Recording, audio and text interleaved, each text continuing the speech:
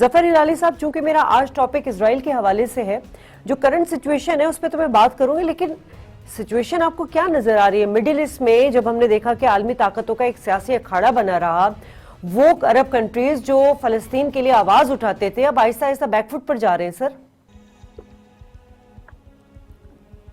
मेरा मतलब नहीं, मैं समझा नहीं आपका सवाल क्या कि जो सर मैं ये पूछ रही हूँ, जो मशरिक़ वुस्ता में हमने देखा कि एक सियासी अखाड़ा बना रहा, ये अरब ममालिक जो पहले फलस्तीन के लिए आवाज उठाते थे अब वो पीछे हट रहे हैं और इजराइल के साथ जो है वो उसको तस्लीम कर रहे हैं, उसे सिफारतकारी कर रहे हैं। क्या मामला लगता है सर आपको? कुछ नहीं, ये मुनाफिक तो है। अच्छा, सबको पता है ये मुनाफिकत है इनमें।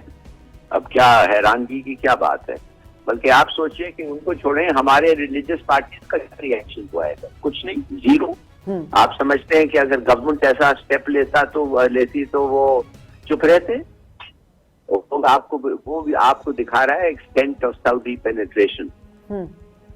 नहीं, ये तो मैं तो I am not surprised at all.